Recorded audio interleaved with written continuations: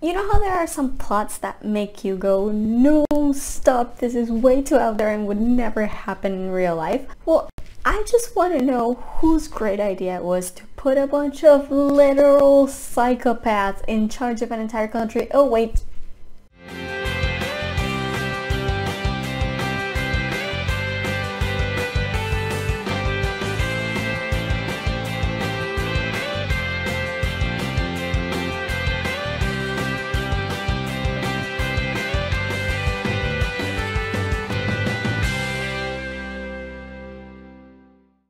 Hi everybody, Carla here. Now, before I go into today's topic, I just wanted to let you know that I've uploaded a new Patreon exclusive extra video thing where I use a little bit about the now confirmed purchase of Crunchyroll by Sony and Funimation and what it might mean in terms of anime monopolies, because y'all know how I feel about monopolies. I love you, dearest evil overlords at Disney.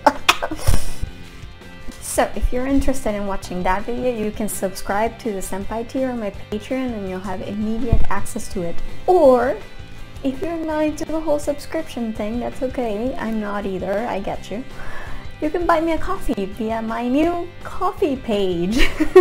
Leave a note as you make the donation telling me that you want to watch the video and I will get back to you with access. It's that easy.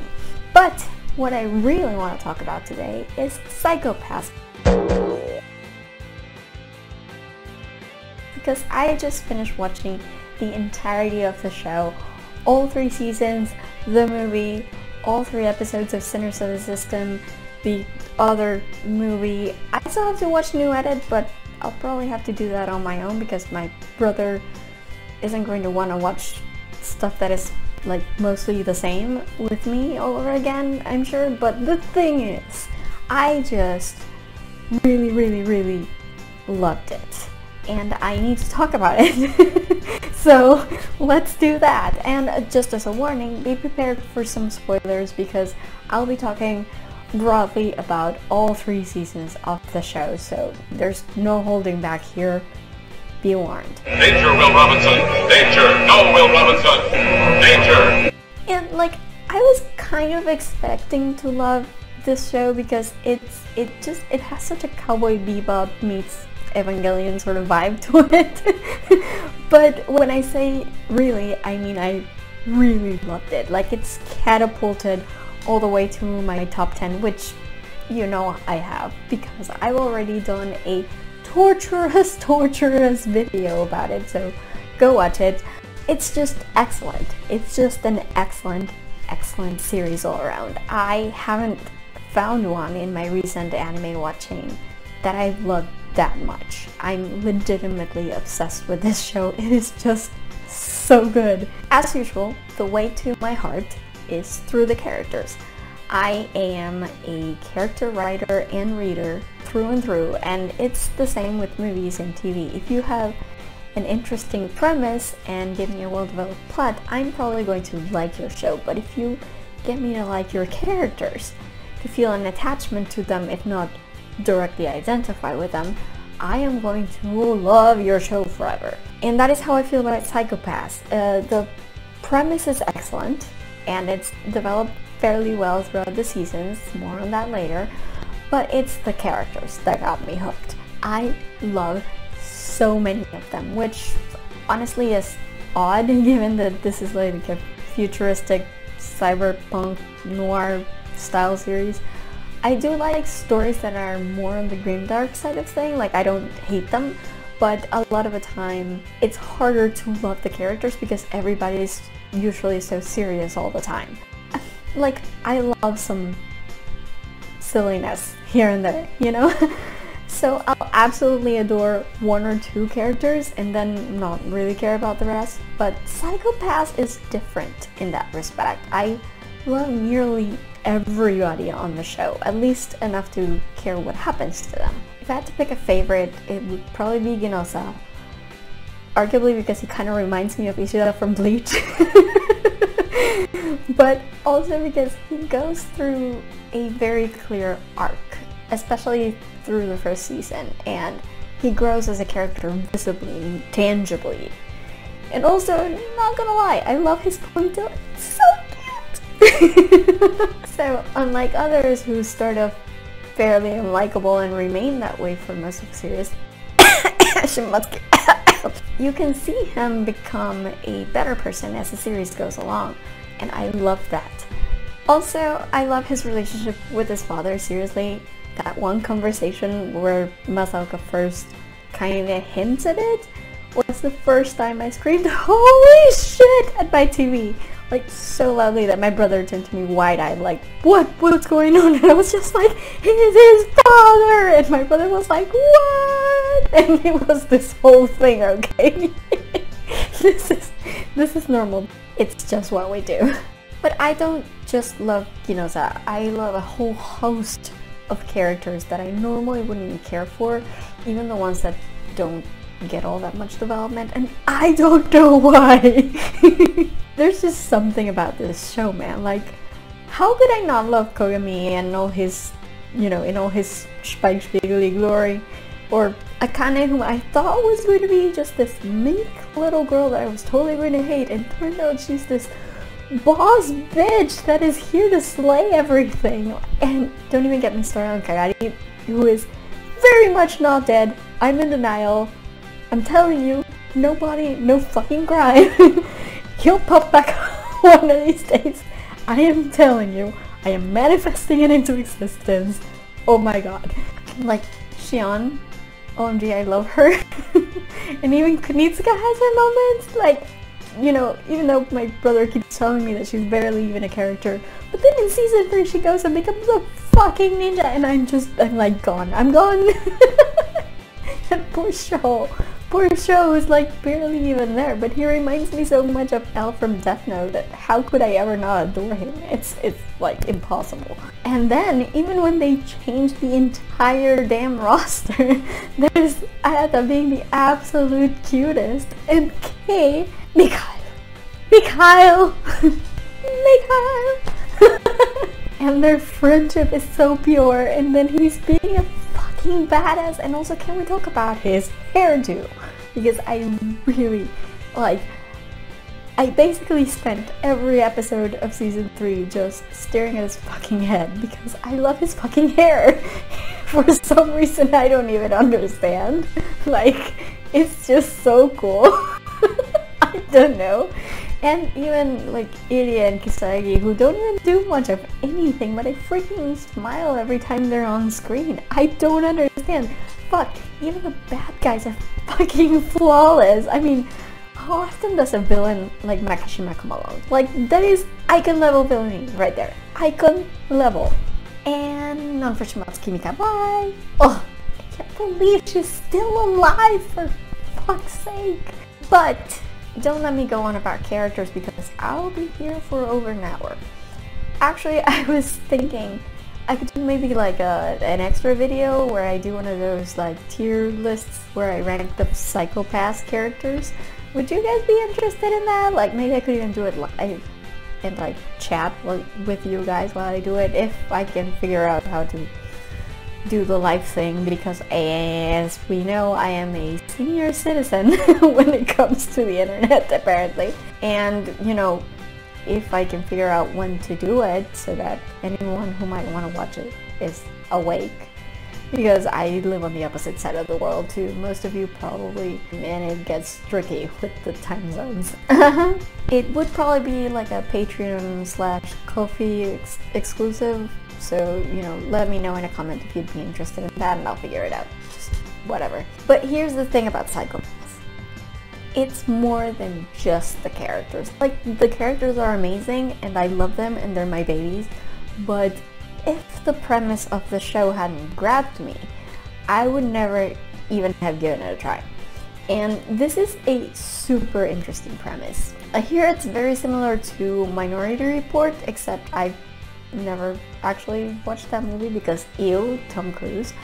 But this idea of measuring people's psychic state to tell if they are likely to commit a crime and locking them up for it even before they've done anything is kind of irresistible, especially when you also throw in the idea that the one judging these people's psychic state is a computer.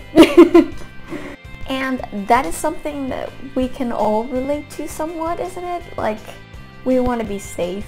We want authorities to pay attention to warning signs and red flags, that kind of stuff, so that terrible behavior can be stopped before it leads to a tragedy. But at the same time, you can't just lock people up for things they haven't done yet.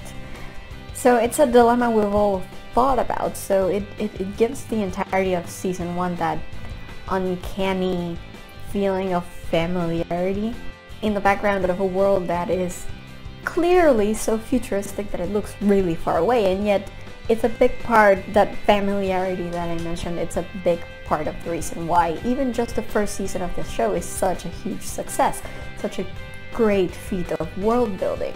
It's very close to perfection as far as I'm concerned. But yes, that feeling can only get you so far because before it becomes old news.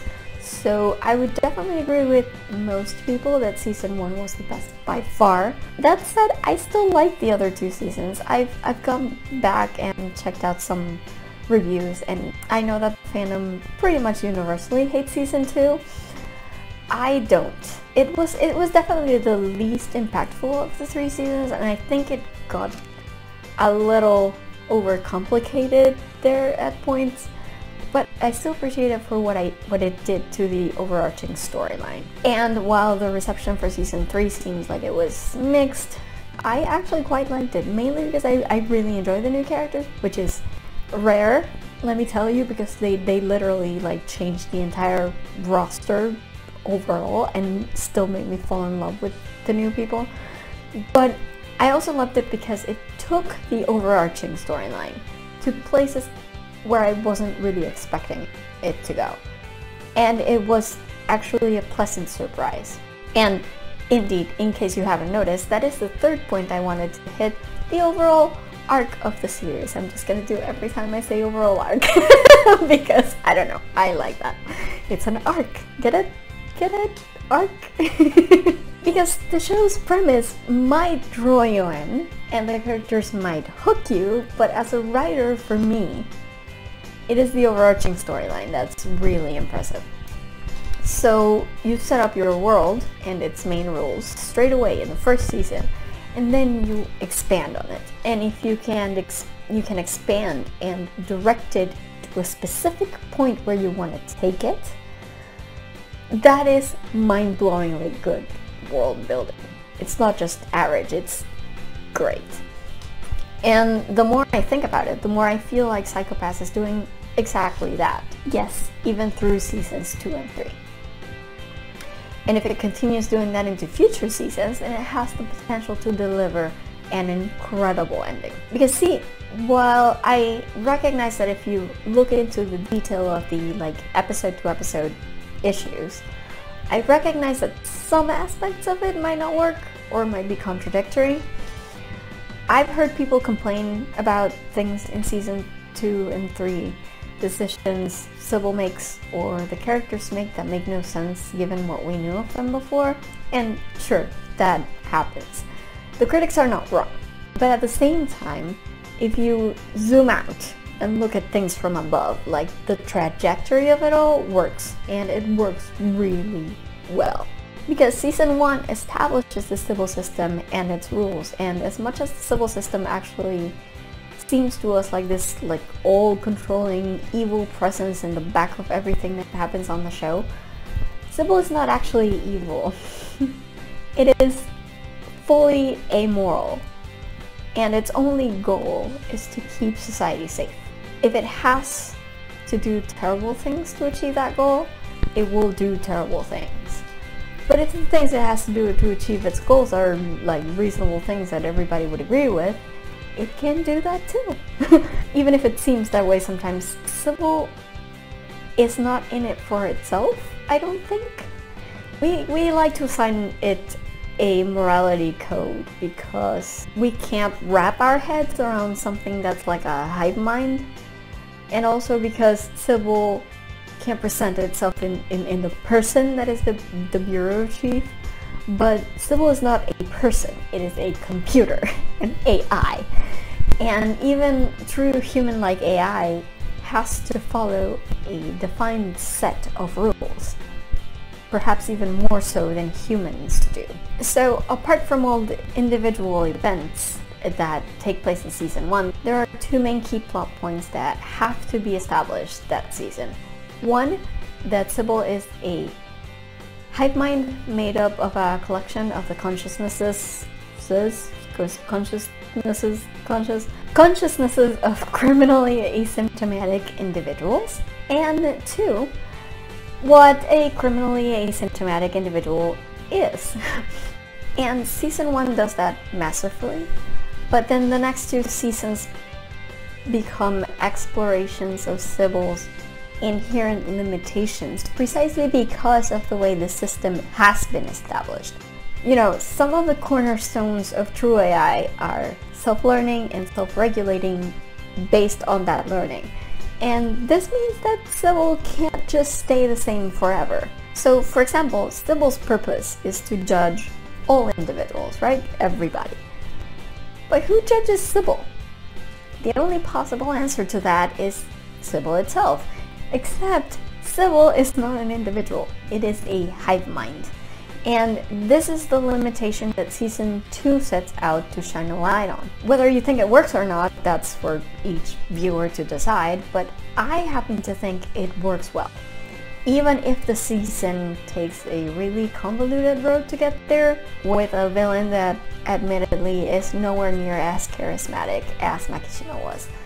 But in the overarching plotline, we have now come to a point where Sybil can't judge itself and in a manner of speaking can enforce itself. We are introduced to the concept that the system will self-regulate, meaning it can essentially evolve to eliminate its limitations and further perfect itself. And then season 3 picks up on that point, showing us that there are people out there who know of these vulnerabilities because obviously Sybil is a machine, so it must have been built by someone, and even if those people are keeping the secret, there is always the possibility, as with any powerful but imperfect system, that people with inside knowledge will use those vulnerabilities to make money off of them.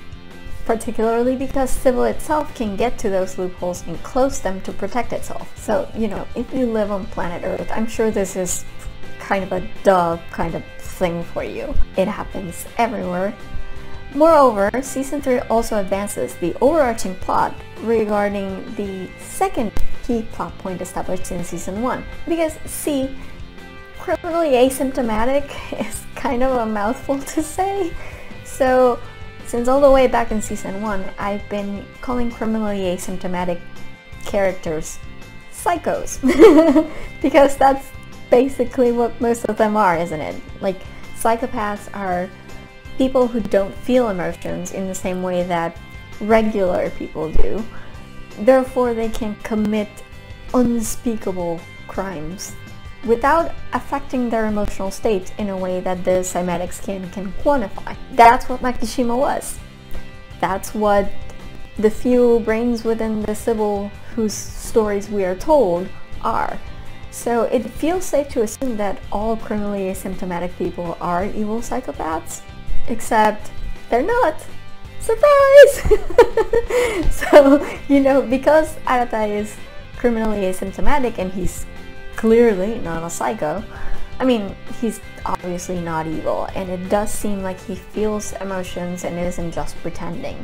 Though, sidebar, I think it would be interesting if it turned out that he actually doesn't feel emotions, and it's just that his mentalist abilities sort of allowed him to learn how to feel them. Like to, I don't know, to empathize with people's emotions-ish. I don't know. But I don't think they will ever actually confirm this outright, but it would be interesting to explore.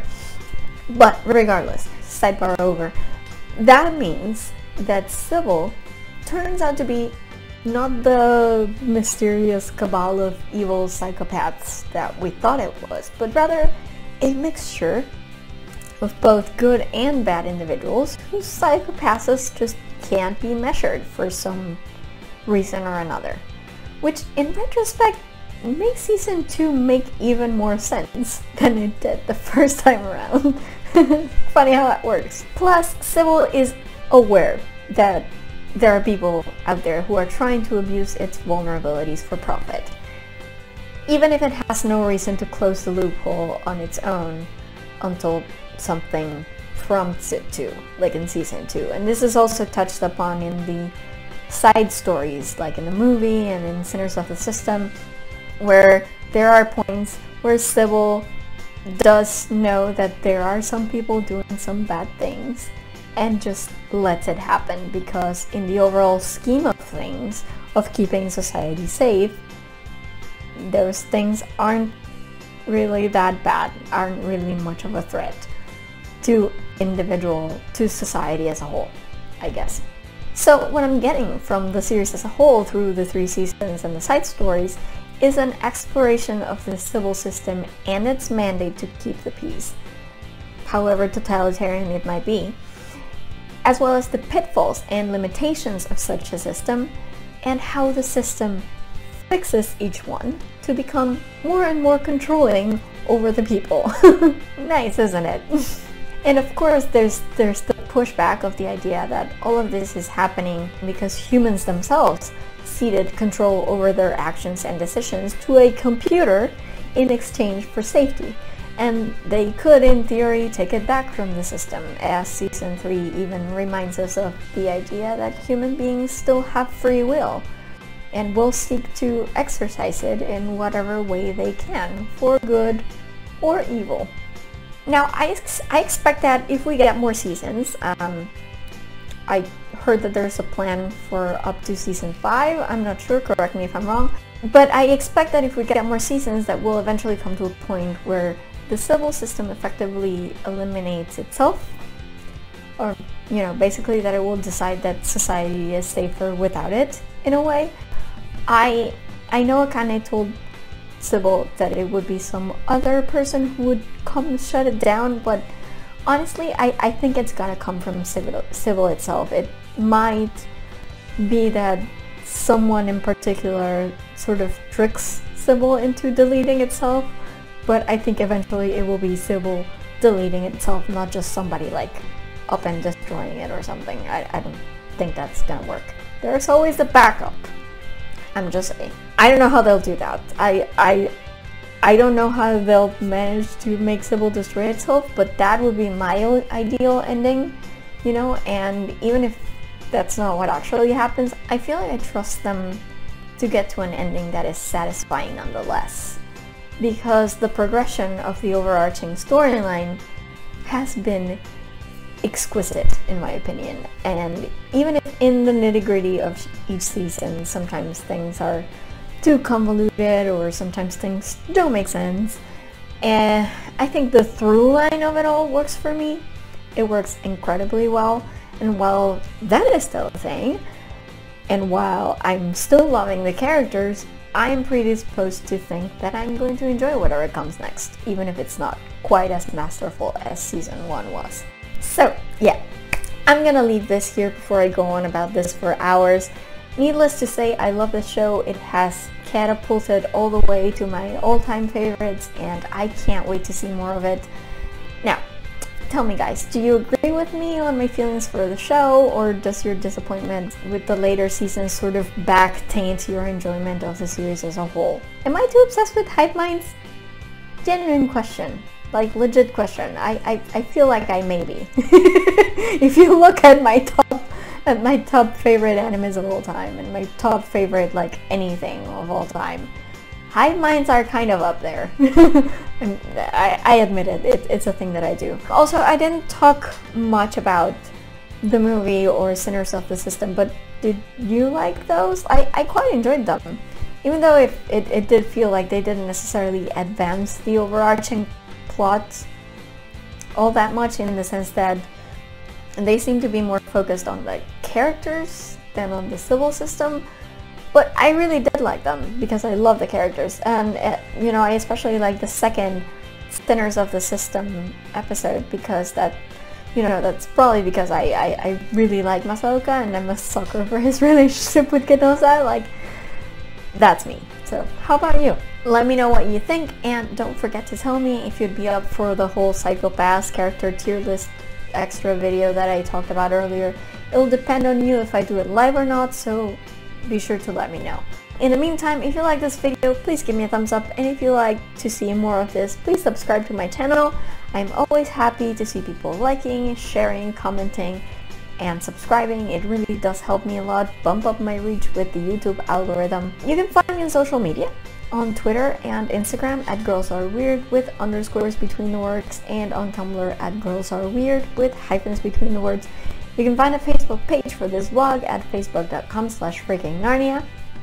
And as usual, remember to visit my main website at FreakingNarnia.com/vlog. That's VLOG. All my videos are in there in case you missed something and want to catch up. It's all up in here. Also, remember that I have a Redbubble store where I make art based on my favorite quotes from my favorite fandoms, and then you can use that art to print on all kinds of merchandise such as t-shirts, coffee cups, computer covers, and more. So be sure to stop by and maybe purchase something if you're in the mood. It really does help me a lot. If you'd rather have these video episodes in podcast form on the same day they go up on YouTube, then you want to go to my Patreon and subscribe. There are different tiers, and one of them also gives you access to a series of extra videos that won't be released on YouTube. Alternatively, if the subscription model isn't your thing, you can buy me a coffee on my brand new Ko-fi page. Just leave a note on your donation telling me which extra video you would like to watch, and I'll give you the access ASAP. And that's it for me today. What can I say, guys? Be sure to keep your hue clear, and I'll see you next time with another video from all the way in freaking Narnia. Bye! Literal psychopaths in charge of an entire country. Developed fairly where it would probably be Genosa and none for Shimatsuki. And none for Shimatsuki. I still appreciate for, yes, even though seasons 2, even